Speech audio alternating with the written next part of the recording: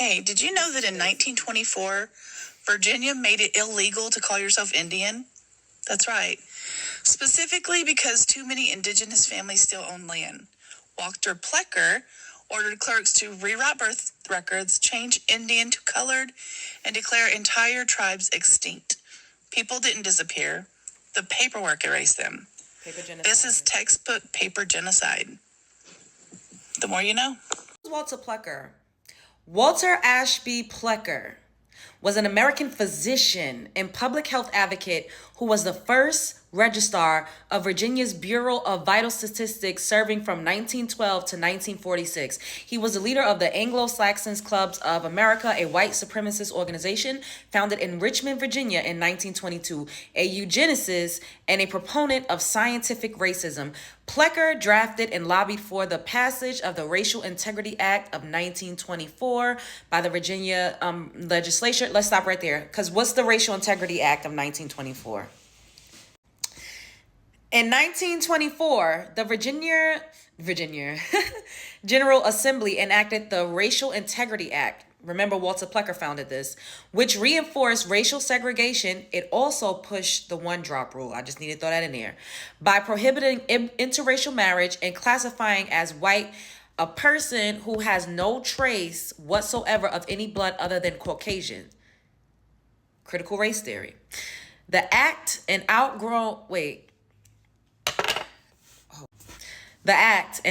of the eugenicist and scientific racist ideology widespread at the time, was pushed by Walter Plecker, a staunch advocate for the white supremacist policies and eugenics, who held the post of the registrar of the Virginia Bureau of Vital Statistics. Now, that is a paper from back then. The Racial Integrity Act required that all birth certificates and marriage certificates in Virginia include the person's race as either white or colored. Now we gotta, who are these colored people?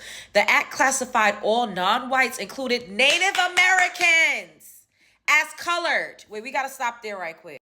Who the hell are the Native Americans today? Who was called colored? Who? First of all, they wasn't calling us Native Americans. Somebody kind of like put that in there. They were calling us Indian. And who are the Native Americans on the res? Were they ever considered colored people? Were they ever classified as colored? Do they have birth certificates that classify them as colored? Do they have a paper trail that ever classify them as colored?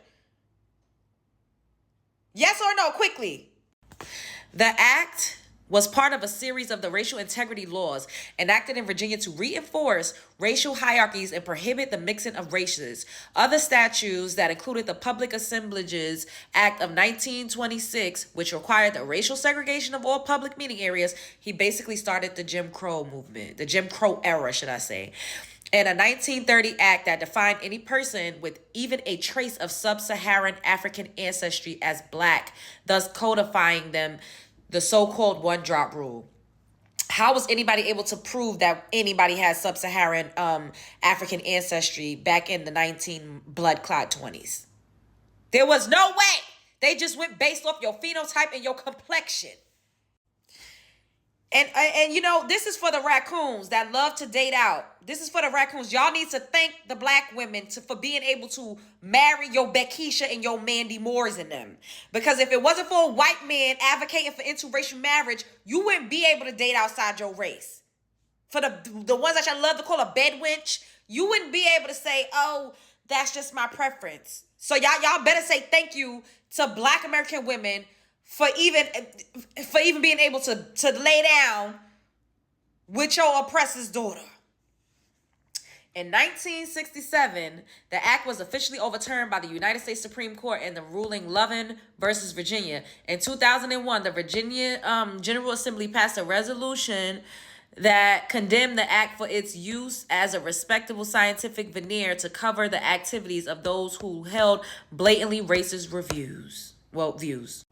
So like that Caucasian woman said, Walter Plecker and all of the other whites of that time were so jealous and envious because the Indians, the ones that they forced to be reclassified as colored, had land. They were jealous. Racism is just rooted in jealousy, point blank, period.